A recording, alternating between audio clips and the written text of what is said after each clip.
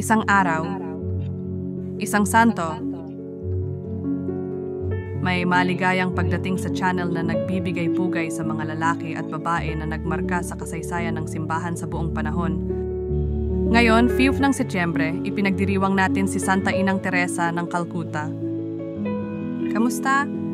Si Santa Inang Teresa ng Calcutta, na mas kilala bilang Inang Teresa, ay isang Albanyanong Madre Katolika na ipinanganak noong Agosto 26, 1910 sa Skopje, na ngayon ay bahagi ng Republika ng Hilagang Macedonia, at pumanaw noong Setyembre 5, 1997 sa Calcutta, India. Siya ay naging kilala sa buong mundo dahil sa kanyang walang sawang paglilingkod sa mga mahihirap at may sakit, at kinikilala bilang isa sa mga pinakadakilang simbolo ng pagmamahal at habag.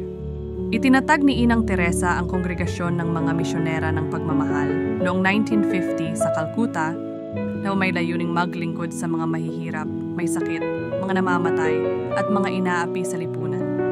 Ang kanyang dedikasyon sa mga pinakanangangailangan ay nagbigay inspirasyon sa maraming tao sa buong mundo at nagdala ng pansin sa mga pangangailangan ng mga dukha.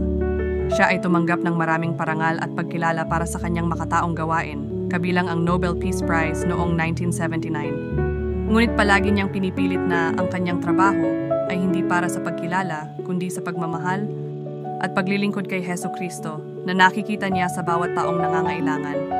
Pumanaw si Inang Teresa noong 1997, ngunit ang kanyang pamana ay nananatili sa mga institusyong kanyang itinatag at sa milyon-milyong buhay na kanyang naapektuhan.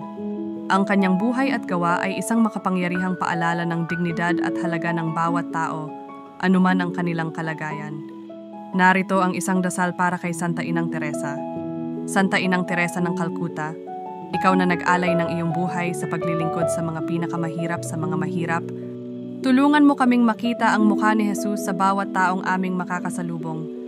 Bigyan mo kami ng pusong puno ng malasakit at kabutihan, at pukawin mo sa amin ang hangaring tumulong sa mga nagdurusa. Turuan mo kami na magmahal ng walang hinihintay na kapalit at magbigay ng walang sukat tulad ng ginawa mo sa buong buhay mo. Naway maging gabay namin ang iyong halimbawa ng pagmamahal at kababaang loob, at magawa naming ipakita ang maliliit na gawa ng pag-ibig araw-araw. Santa Inang Teresa, ipanalangin mo kami at mamagitan ka para sa amin sa harap ng Diyos. Amen. May iba pang mga santo na ipinagdiriwang ngayong araw. Ipakikilala namin sila sa aming mga susunod na video. Maligayang pagdiriwang sa lahat ng ipinanganak ngayong araw.